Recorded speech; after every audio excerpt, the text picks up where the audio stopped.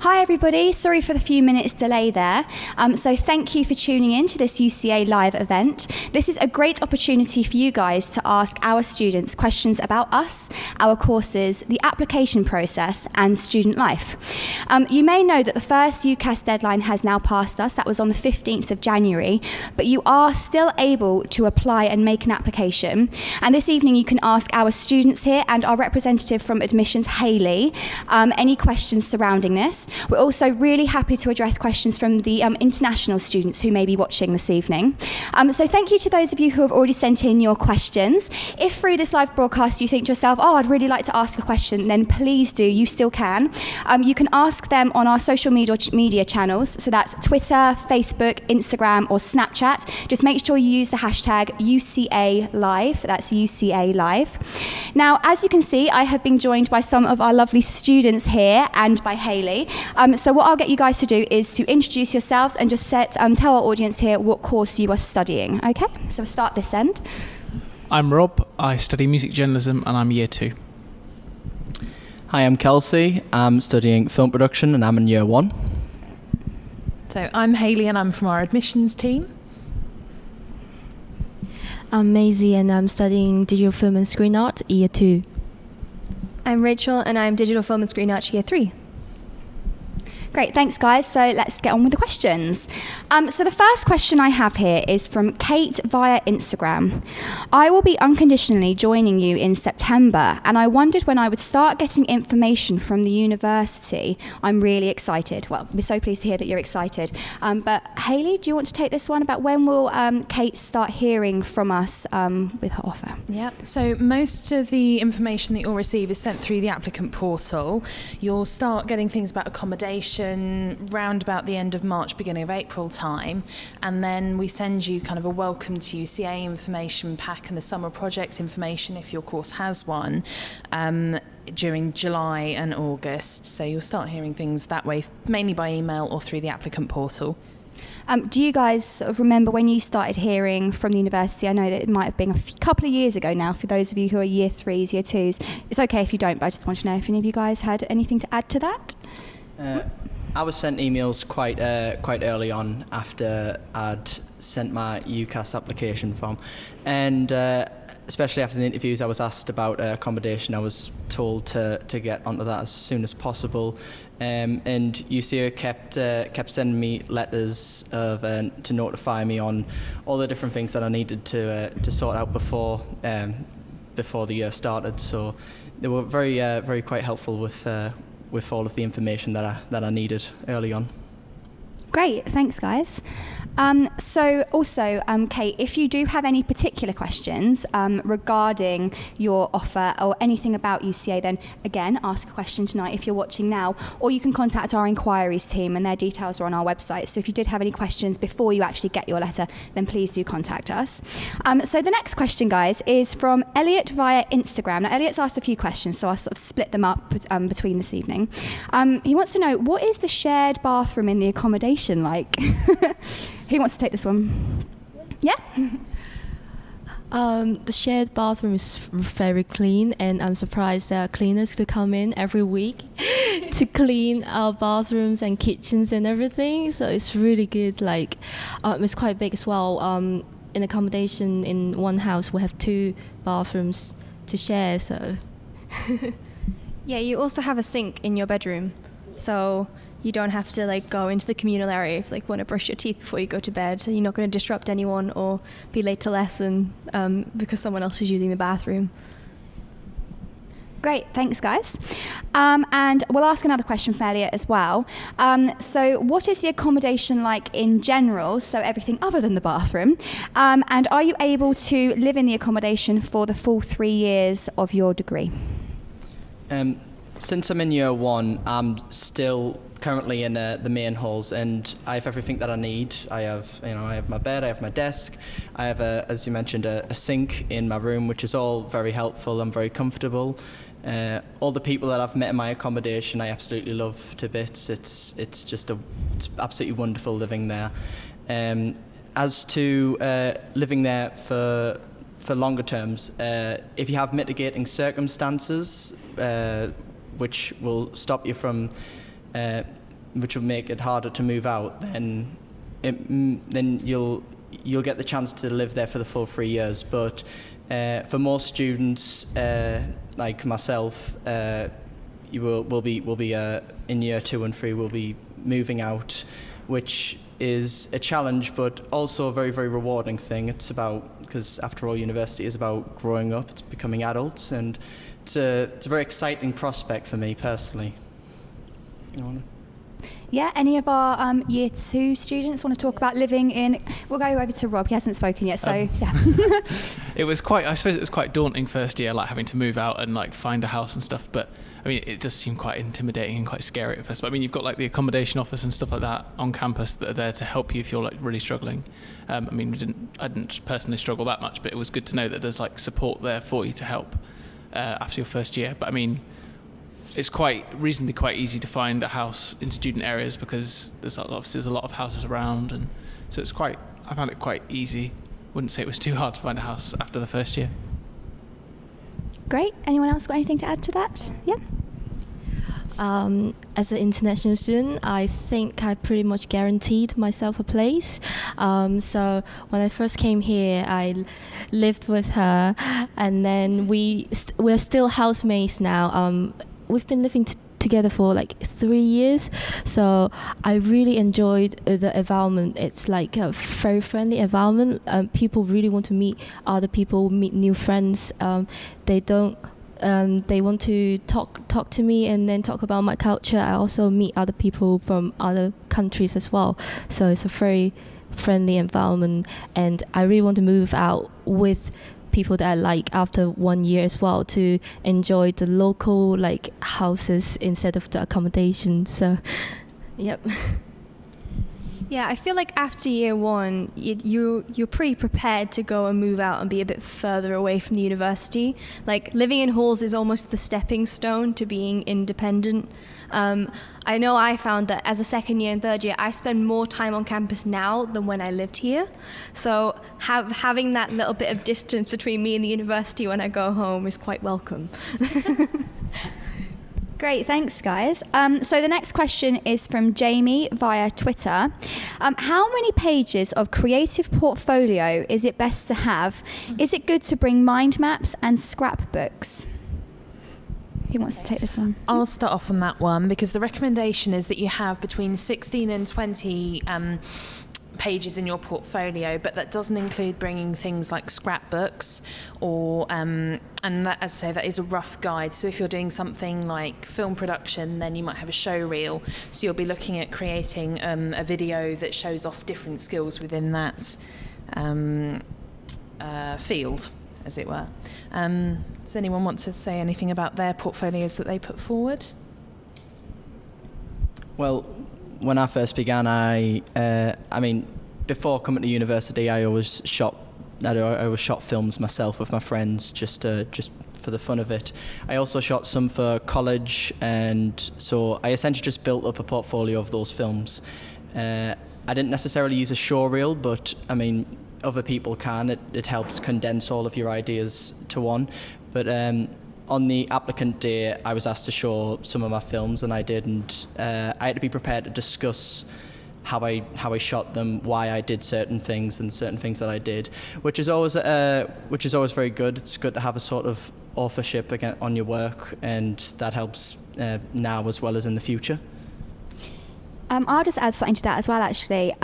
We have, in the department, we have shot a new portfolio film that is looking amazing. It will be available very soon. It might be available on the website now. It is available on the website now. And that is a film that has been shot by one of our FE, so our foundation level tutors, and it is giving some great advice about how to set up your portfolio. So all your questions will be in that kind of online video, and obviously that can be accessed at anywhere at any time.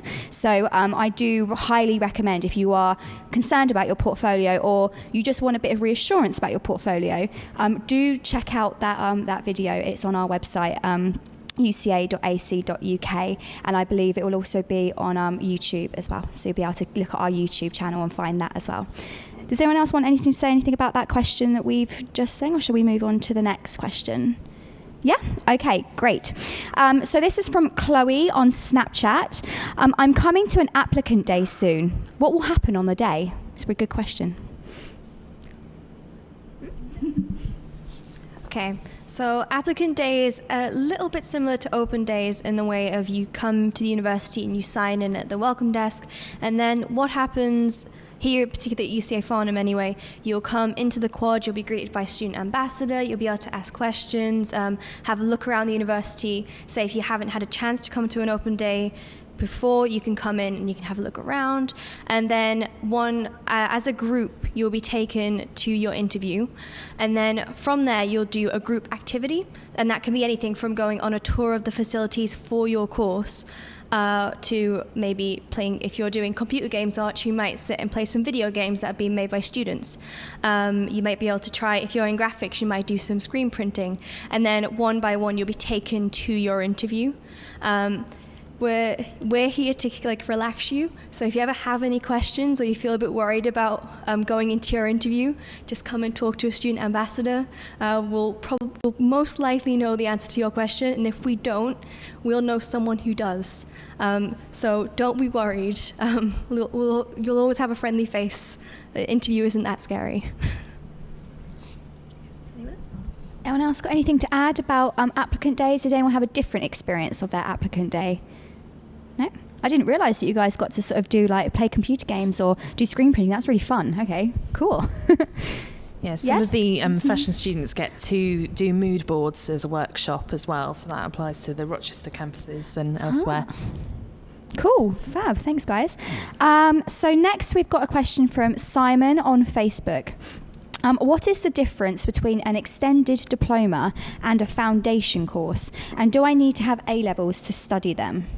I'm going to come to Hayley for this one as the admissions expert. Okay, so the extended diploma is a 2-year course, and it's one that you take instead of A-levels. So you do your GCSEs, we ask you to get 4 of them, including English at C or higher, which is a grade 4 to 9 now.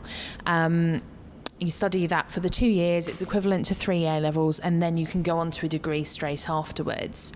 The foundation diploma is a 1-year course that you do after A-levels, or an equivalent course. And that is if you feel maybe you're not quite ready to choose your specialism yet, or if you want a year to build a portfolio, then that course will allow you to do that as well. Cool, okay. Great, thank you. So we'll go back to one of the questions from Elliot, as he asked quite a lot, so I'll put your questions in now. Elliot was wondering via Instagram, how many students are generally on the courses? Now I know that it differs from course to course, so on your courses roughly, guys, how many would you say are on the courses? For the film production course, there is about 150 students which are on the course, which does seem like a lot. But compared to other universities, it's quite a small number. So, yeah. Sort of at the complete other end of the spectrum, first year music journalism was about 30 of us. So it's quite a small, close-knit course. And how about you guys this side? Yeah, DFSA, we fluctuate. Like, in particular, my year group, we have 15 students, and then in the first year currently, we have nearing 30. It depends on how popular the medium is at that point in time, really. But that's mainly for a digital course. I think with your course, Rachel, it's quite a niche subject. So things, some of our more kind of general courses might have bigger numbers. So, for example, things like architecture, I know that we've got about 80 students on the first year, so that kind of in the middle of the two there. Yeah, and film production is the largest number of students that we have on one course, and acting and performance, I believe we have quite a few on that one as well, because it's extremely popular. Yeah, that's about 60 in the first year. Yeah. So as you can see, it's kind of different between different courses. So yeah, hopefully that answers your question. Next question, we'll ask the last question from Elliot via Instagram. So do you have any information you could give me about the music, marketing and promotions course? I'm going to go to Rob for this one because he's doing music journalism, so he'll be the best placed person to answer this question. So music marketing promotion work really closely with music journalism. a lot of the sort of stuff is similar to music journalism, so you'll go through stuff like music history together. And I know for me personally, for music journalism, it was at the end of music history, it was you go on and you present a piece on an artist or a band. And I know for promotion, they do a similar thing, but they do it for someone within the business. And obviously you concentrate on stuff a lot more like advertising and stuff, so you wouldn't do more the journalism side, you'd stay to the music side, but then you do like marketing and promotion and all that kind of stuff to do with music marketing promotion. Cool, great, thanks Rob. So the next question we'll move on to is from Chelsea on Snapchat. How many UCAS tariff points do I need to get into UCA? Who would like to take this one? Yeah, I'll Hayley knows. do that one. Yeah, part of the admissions thing. So with the new UCAS tariff points, you need 112 in order to get onto one of our standard degrees. If anybody's watching that works in the old tariff, it's 280. And we also ask you to get 4 GCSEs at grade C or above, which, as said, was grade 4 to 9 in the new scoring system. But we do have some other courses that vary on that, so that's the standard. Architecture will ask for 128 tariff points. If you want to do one of our 4-year degrees, that asks for 64 points because you're getting that extra year to kind of build your portfolio and develop within the subject. And things like the foundation diplomas that we offer will ask for 32 UCAS points plus then the GCSEs as well. And for those people out there, Hayley, who may not know what tariff points actually are you able to sort of put into sort of perspective how many A levels, what grades that is at A level? I know if you yeah, or what the BTEC equivalent would be to the tariff points. Yeah, absolutely. So, for example, the grade 112 UCAS tariff points is a BCC at a BBC at A level, so that's 3 subjects. But then things like a BTEC extended diploma, you'll need a distinction merit. A C for A level is worth 32 points, a B is 40, A 48.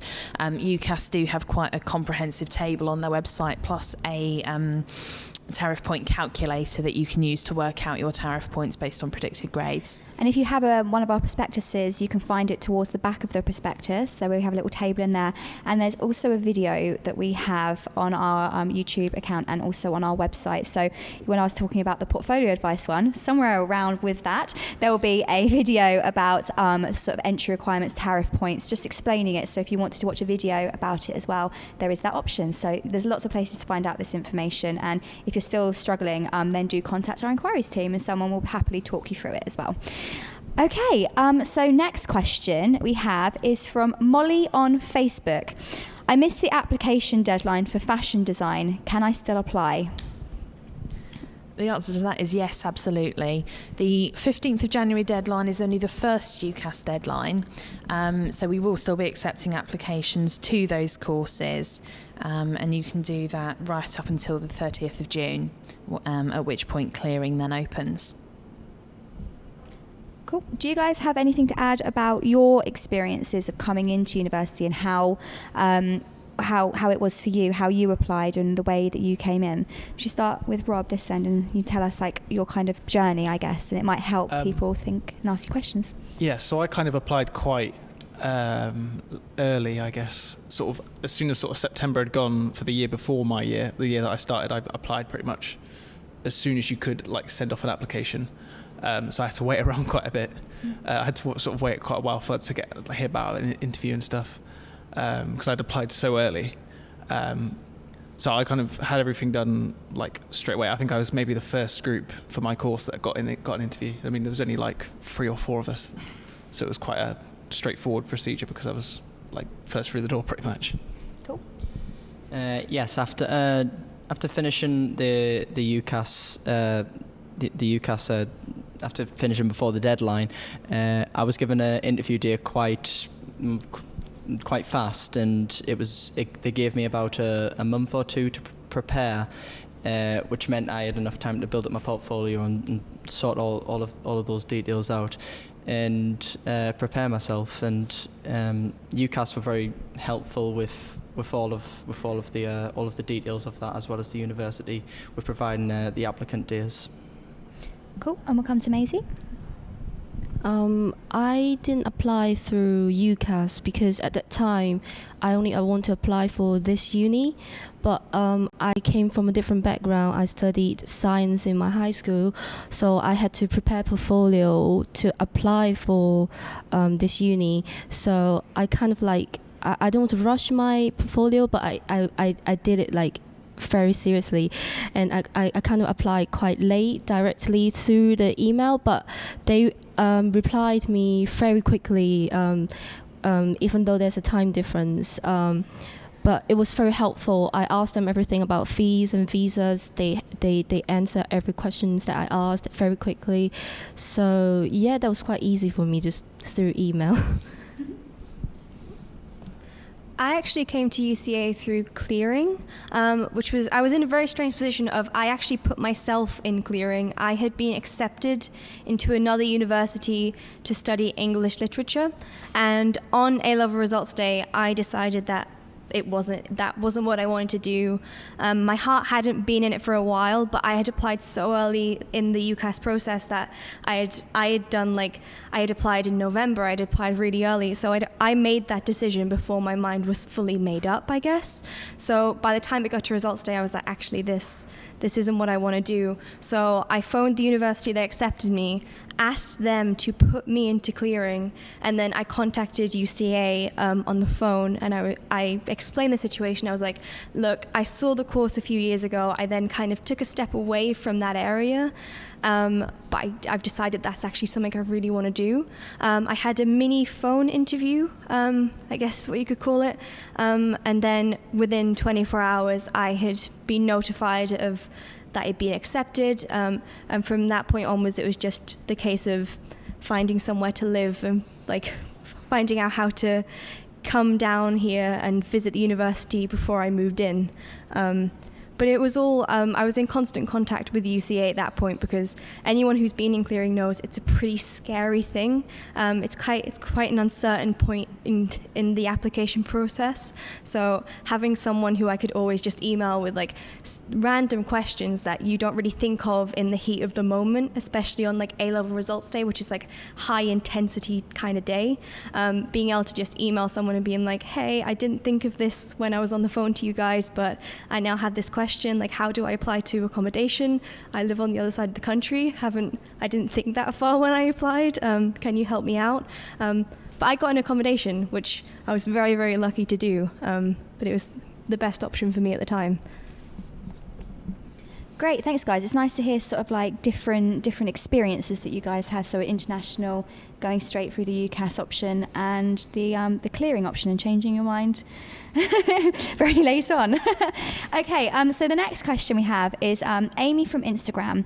How much practical work will I do on the film production course? And I'm going to come to Kelsey because that's the course that you do. Well, with film production, it's very practical based. There is some written, which is involved in it. On what I don't know about next year, but for us on Thursdays, it's our theory lecture, and that's the only real lecture that we have that is theory based. We get assignments once per term, and more or less that's the written aspects. The practical aspects is everything else. We are taught every single part of what it means to make a film, screenwriting, sound design, directing, everything that you can think of. We're learning it, and we're learning it practically. The structure of it normally is we're shown how to do something, we're given the equipment, and then they say independently, go ahead, do what we've just shown you, and then bring it back a few hours later, and then we'll review what it is that we've done. And through that, you can get the independent study, which we also crave, and the fun of making films the way that we want to make them, rather than being overseen by a tutor at all times.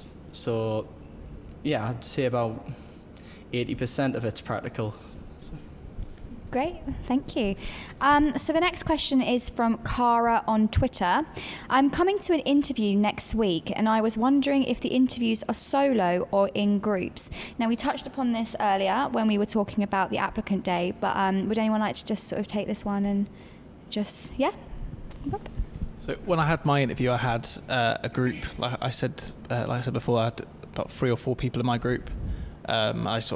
I turned up on the day, and I was given a tour by an ambassador, shown around the uni. The ambassador was also on my course, so I was shown around the uni, and then taken to the room where I had my interview, which is like the main teaching room.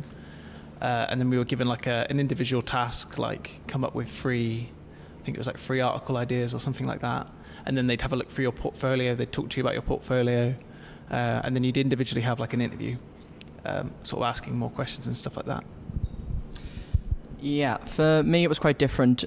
We were all sat down together, and we were all encouraged to talk to each other, which was easy as filmmakers. We all had quite a lot to talk about, and we were all interviewed separately, which when I say interview, it's not like the interviews that you'd sort of see for a job. It's more just a chat. You talk about films with the tutor that you're with. You talk through the film that you made, and you talk through any films that are in cinema or stuff like that.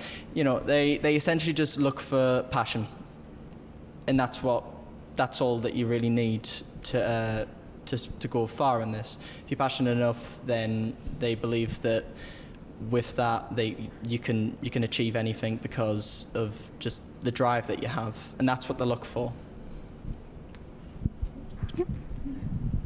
I'm actually a course ambassador as well, so I work in my course's applicant days.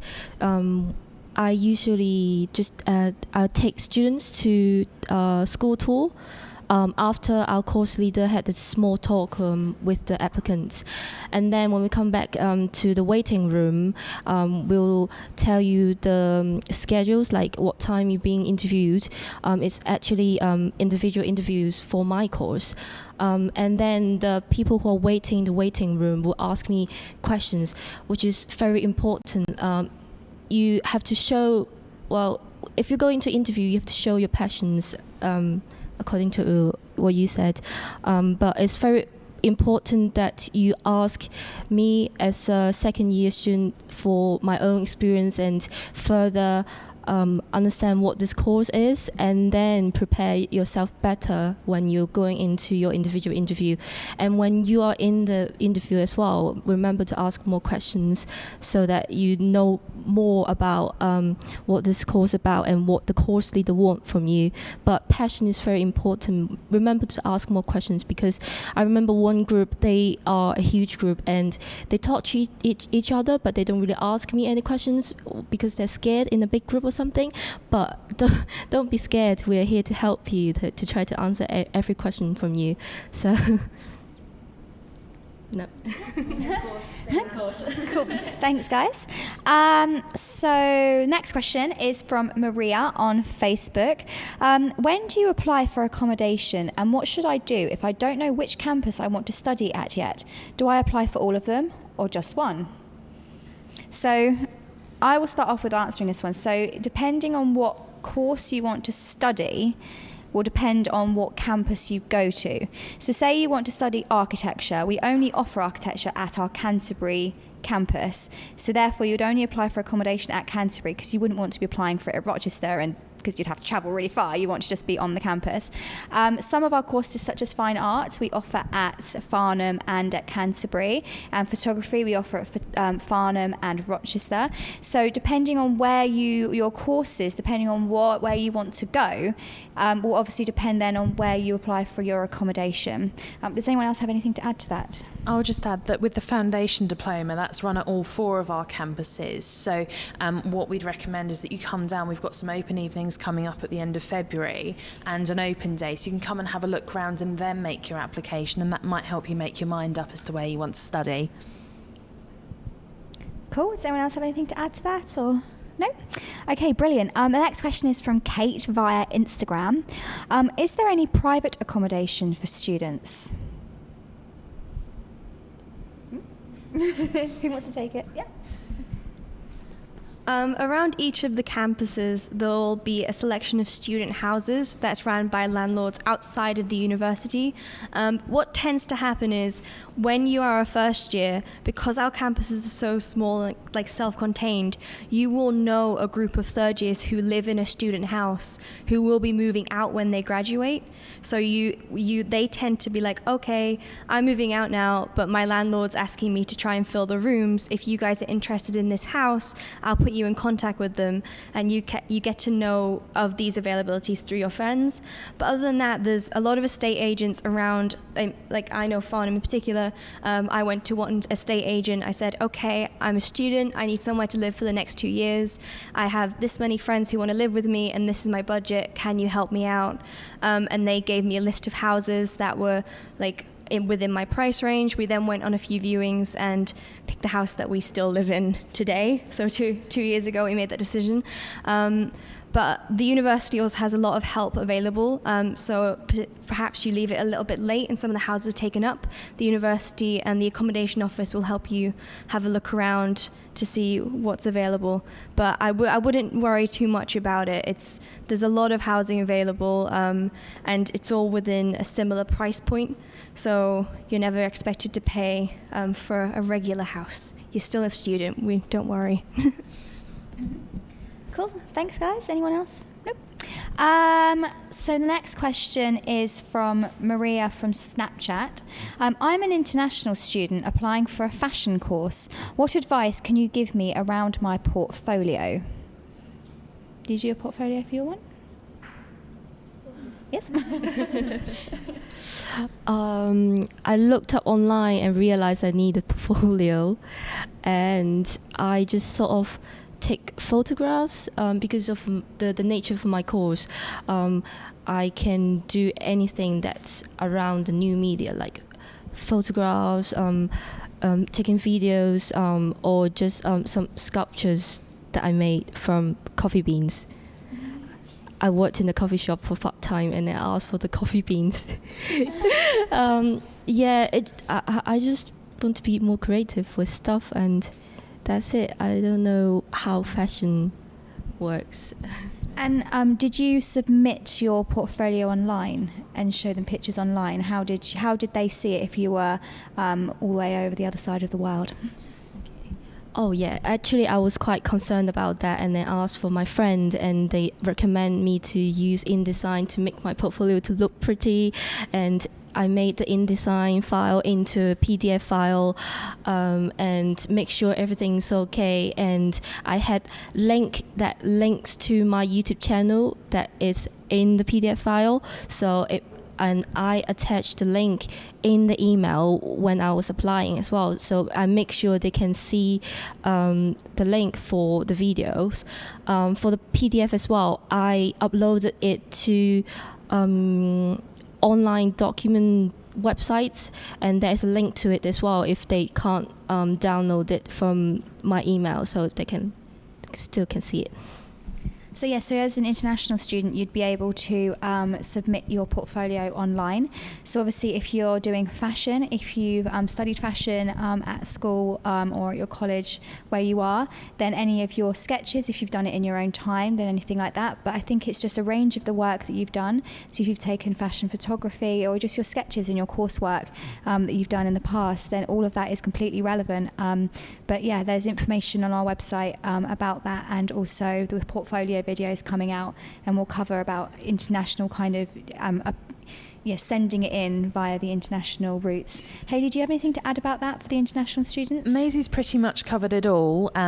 As an international student, when you're applying, you can upload your portfolio to the UCA site. It's called the Applicant portal, and you get access to that when you've submitted an application.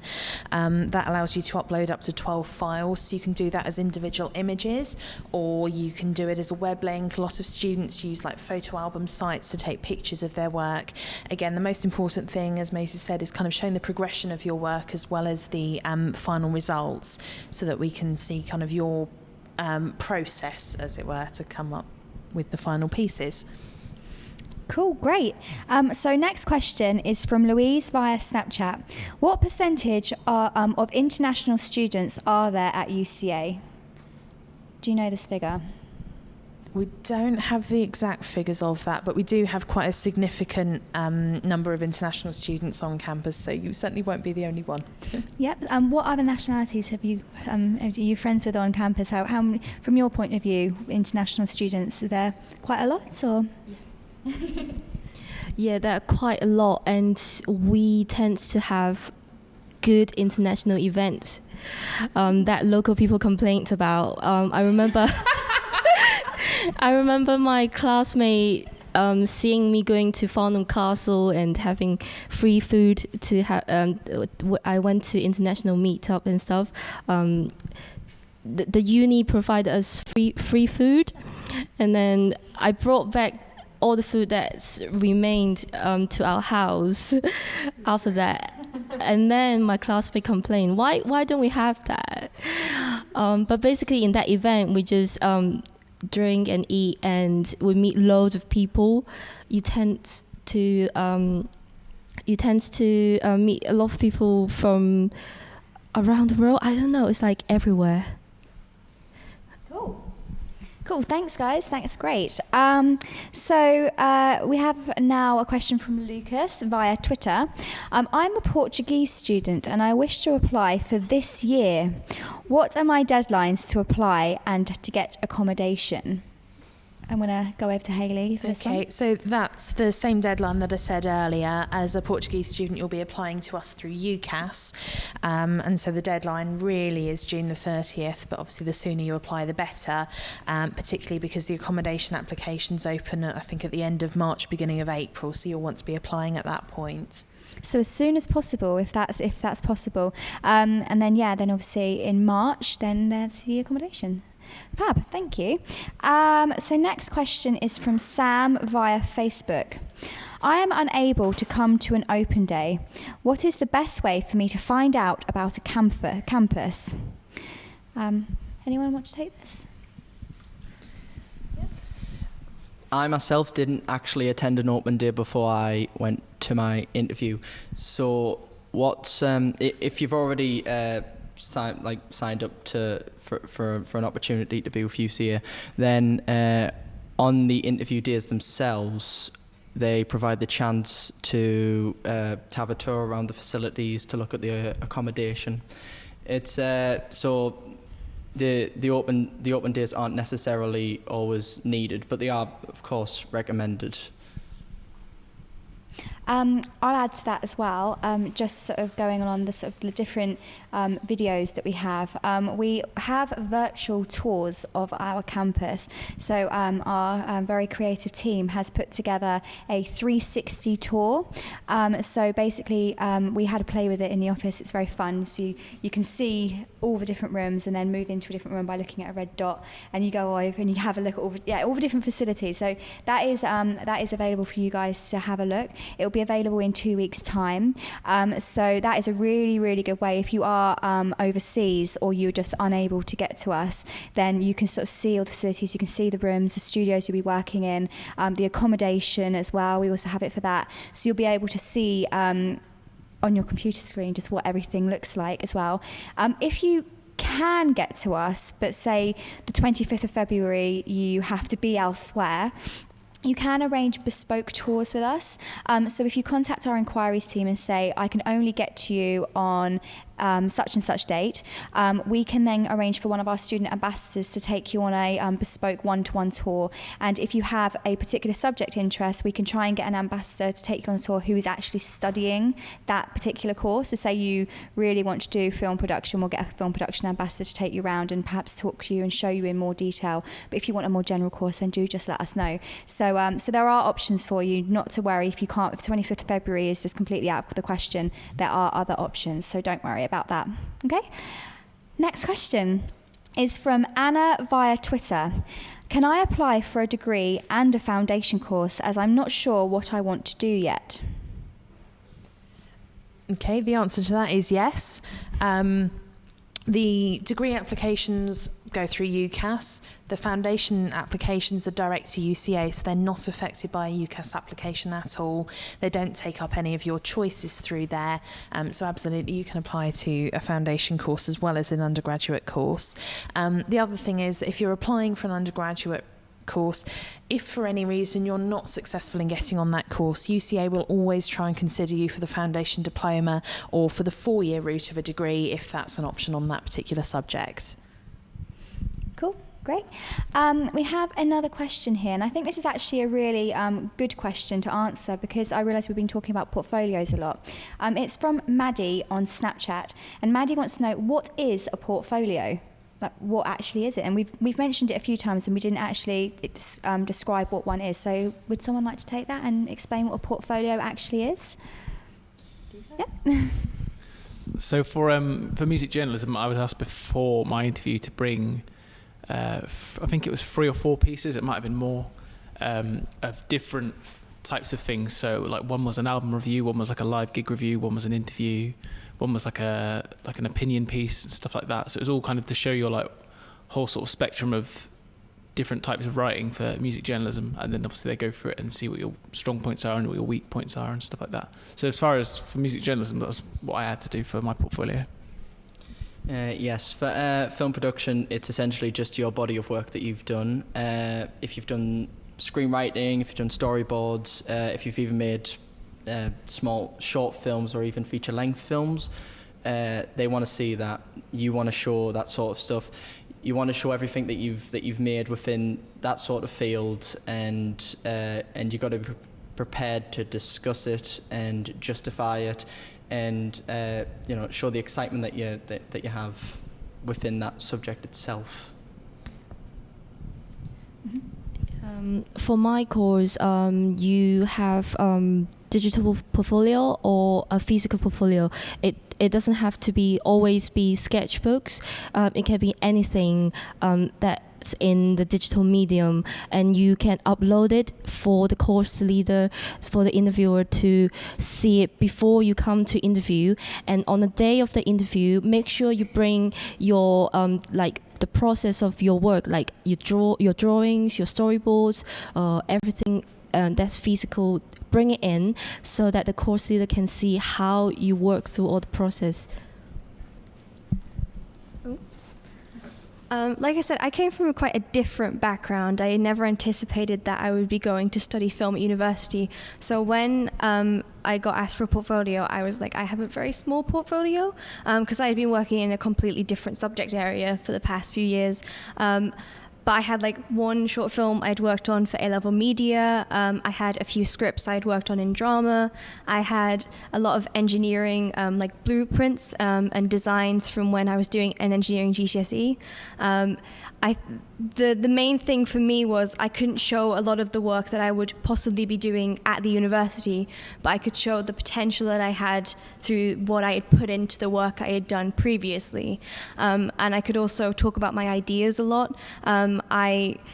I came here with a lot of ideas, but nothing really to show for it. So I was pushing the fact that if I came here, I was like, look at all these amazing things that I could potentially make. I just need you guys to teach me how to make them. And sure enough, they did. And I think Maisie touched on this earlier. If you have a YouTube account, then that is a whole host of videos that you have created. So that is a worthwhile piece of work to bring in with you. Even your Instagram, obviously a lot of people use Instagram just for selfies, but if you use it and you have your artistic shots on there, that's still something that you created. It's still relevant, especially if you want to go for a photography course, or your GCSE coursework if you've done art GCSE, textiles GCSE, depending on what you want to do, photography GCSE if that is something that's offered. Some very lucky people get to do that. Any of your A-level creative subjects, your DT, your practical, if you're doing metalwork, woodwork, if you've done that all through, you can bring in your sculptures. It doesn't all have to be either video-based or sketchbook-based. You can bring in your little chair that you made, whatever you made at school. So it's all relevant, and don't throw anything away. So it's important, yeah. I'll just add that Rach made an important point. If you're not doing a creative subject at A-level, BTEC, whatever, you can bring in GCSE work, you can bring in personal work that you do in your own time as well. All of that counts, and it is important to show the process as much as the finished results. Things like sculptures, yes, you can bring in, but you can also photograph those as well, and that's going to show off your abilities within that medium too. Great, thanks guys. The next question is from Ben via Snapchat. I am thinking of applying for a foundation course. Who should write my reference? Okay, I'll take that one then. With the reference, it needs to be somebody who knows you in an academic context. So, for example, if you're studying at school or college at the moment, that will be a teacher from one of your subjects, ideally in a related one, but if not, somebody that can comment on you and how you are in classes. And it needs to be somebody that can... it just needs to be somebody that can comment on you from within that academic context. If you're a mature student or if you've been out of education for a while, it can also be an employer so that they can give a character reference for you as well. Great, thank you. I think that's covered that nicely. So next one is from Bradley via Twitter. Are you able to get student loans for your tuition fees, even if you're from another country like Wales? Or another country in general, actually. There might be people out there who are overseas students who are thinking, oh, can I actually apply for tuition fees? Well, I can answer on the Wales one because that's covered under the student loan company, so absolutely you can get funding for that. For overseas students, that would tend to be either self-funded or if there's a scheme within your own country for studying abroad, you'd need to investigate that. Yeah. Do you know with international students about funding of degrees? Okay, so yeah, that might be something that you might have to contact your school about if you are an international student to see the funding kind of options there. Cool, okay, great. Matthew via Twitter. Is a film production course necessary to becoming a filmmaker? That's a difficult question and a good one. You've stumped him. Well, the thing is, because it's such a technical medium, it's a very difficult one to completely understand. It honestly depends what kind of, how you want to break into the industry. But it's recommended that you learn everything that you need to learn in the technical aspects for making a film. You don't want to go on set one day and not know how to use the specific type of camera that they're using or not have the first clue in recording Foley. So a course is very well recommended for starting in the industry. They look for talented people and they look for people with a great creative drive. And to join the course is a good way of focusing your efforts, as well as the fact that you're surrounded by so many creative, like-minded people. I've met so many people that I can imagine we'd all break into the industry very, very, very easily and would be able to be very creative together. But it's a very difficult question to answer in the long term because so many different people get in the industry in so many different ways. But it's very recommended to learn everything that there is to know before you take your first steps into the industry. Also as well, it must be doing a course in it, whether a degree course or a course elsewhere, the contacts that you meet. And as you kind of touched upon, that you now have friends who you want to work with in future projects. So when you've finished your university degree, you never know, you guys might be the next sort of team to make those massive feature-length movies. But you get the opportunity to meet sort of people to come in to speak to you, and you get those industry links. So without doing a course, you may necessarily not get that. You might, depending on who you know, because it's who you know, not what you know. I'm not lying. But yeah, so but the sort of the links that you get during a course can be fundamental to your success. And it's all about learning teamwork in this industry. It's so very unique to anything else, any other course that you'll be doing. You can't just walk into this and just know how to work with everyone else, because you've got to consider how the lighting people do their job. You've got to consider how the cinematographer's going to do his job. You've got to learn every single part of what it means to be on set, and to make sure that you're helping them and not actually getting in the way. So. Yeah, of course. I feel like I'm an example of this because I'm now a third year, so obviously I've been here for 3 years. I have a lot of friends who are in the industry. I have a lot of people who have since graduated and now working in the industry, and I'm very lucky to be in a position where I can be a freelance editor alongside being a student, and all the people I now work for are either alumni of the university or friends of the alumni of the university. And for instance, we actually had an alumni day yesterday for DFSA, and we had Co-Media come in. Code is a company that's set up in the second year of DFSA. They're just two guys who liked working with each other. They bounced off each other very well. So when they graduated, they just continued working with each other. Now they have a huge company. They work with people like One Direction and Ollie Murs. They have a branch in New York that's been set up for a few years, and they only graduated in like 2012.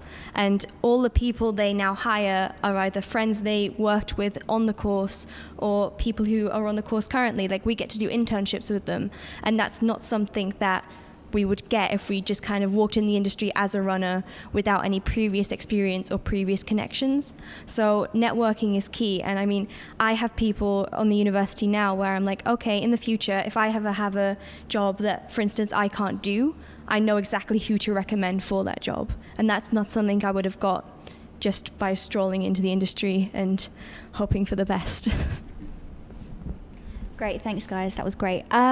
Next question is from Lucas from Twitter. I think we've had a question from Lucas before actually. As an international student applying through UCAS, can I submit an application and then send a portfolio in later? Yes, because the portfolio isn't part of the application process through UCAS. That will be requested afterwards. And so that's through the same mediums that we said before, submitting it through the applicant portal or to us by email. And our international admissions team can give you further information on that if you have any other questions too. And was it, Rob, was it you who said that you applied and it was you were given a month before your... Or was that you, Kelvy, that said that you were given a month to sort of prepare for your interview? Well, yeah, I was given my interview date, and it gave me about a month or two to essentially streamline all the stuff that I'd done to make it quite accessible for when I actually was interviewed. My portfolio was digital based, so it was all on a memory stick. So that time gave me the chance to streamline everything that I needed into that one memory stick, so I could show everything that I needed to show. Great, cool. Next question, Lauren via Facebook. I'm already doing a foundation course in Canterbury at UCA. Do I have to apply through UCAS again to then get onto a degree, so an undergraduate degree at UCA Farnham? Gabby's looking at you like, what do you have to do? So if you're only applying to UCA when you're already studying on a foundation with us, then no. We have a scheme called diploma to degree, which means that as long as you pass a course with us, you can then apply directly to UCA for a degree. But if you're applying elsewhere as well as UCA, then you will need to go through UCAS because their applications have to be formally through there. So that's a really good kind of thing about the foundation. It's kind of, if you pass your foundation degree, then you have the opportunity to progress onto a BA course, and it can be any BA course at any campus. So that's a real kind of pleasing thing about the foundation course. Next question, we'll do a couple more as we started a bit late. We'll go for a few more minutes. So the next question is from Anna on Twitter. Can you, and is it easy to, combine a job with studying at UCA? So it's quite easy, I think, to balance a job and still keep your studies. I've got quite a lot of friends that work in Epsom and like sort of local bars and restaurants and stuff like that, and they still manage to do like earn a decent wage of like from a part-time job. And also you can do things like the ambassador scheme at uni, which is you do stuff like tours, and you go to schools and talk to people at schools, and you get a bit of money from that as well. Yeah. I've had a job since my first year at UCA. I was part of the ambassador scheme since my first year, and that includes everything from making videos to doing campus tours. So making videos is obviously a key part of my degree, so I got to put a lot of what I was learning in class in practice, and as the years have gone on, I've actually got more jobs, which is probably the opposite way you should go. But as I've gained more experience, I've been able to set up my own self-employment business and become an editor. And the upside to that is I'm self-employed, so I do my own hours, so I can work around my degree. And if I know I'm going to be particularly busy, since it's grad film season's coming up, so I know there's going to be a few weeks where I'm just not going to be able to do anything other than film my grad films. But that's completely fine because I know that I've already got the work in to kind of cover my wages for that month. So it's been a learning curve, but it's definitely been good because now I get to continue that when I leave as well. Thank you, guys. Another question from Sharina on Snapchat. I'm applying for a BA Honours Acting and Performance and would like to know what the opinion is on wearing makeup to the audition. Anyone got an opinion on that? Don't really think there is much to do with that. You're mainly coming to showcase your acting, so your makeup's not going to have much to do with that. Yeah. For all of the applicant days, there is no dress code at all. So if you wear makeup normally, and that's part of your personality that you're reflecting in that, absolutely wear it. If you don't normally wear it, don't do it because you'll just feel uncomfortable and it'll be reflected in your performance. Yeah, we encourage individuality, and if wearing makeup every day is something that you do, great, then we want to see it in all its fabulous colours. If it's not, then as Hayley says, whatever you feel comfortable. If you feel comfortable wearing your hair up rather than down, wear it up. If you feel comfortable in your jeans, then wear your jeans. Be comfortable, be individual, and it doesn't matter if you are a person who has a wacky appearance and your hair is about 1,000 different colours, then great, that's wonderful. However you want to be, just be comfortable, because there's nothing worse than being nervous for your interview and then feeling uncomfortable because you're wearing something that's not quite right, or you don't know if you don't know if you look okay. Be yourself. That's what we want you to be. So I'll ask one more question, which is from Maria on Snapchat. How are international interviews arranged? Do we have to fly to the university for our interview? No. I only sent emails out and went on the application portal, and that's it. Yeah, we wouldn't expect you to fly all the way over here, especially if you're if you're over in Australia, for example. We wouldn't expect you to spend almost $1,000 on flights to come over here for your interview. So no, that's not something. But I'll go over to Hayley as well, because she might know a little bit more about it. But no, we wouldn't expect that from you. So for an international student, the process is you submit your application form. We'll ask you to send in an online portfolio to us, and we'll use that to review along with the application form itself. As we've said, we don't expect you to come to the university. That is an option if you'd like to, but we really don't expect it at all.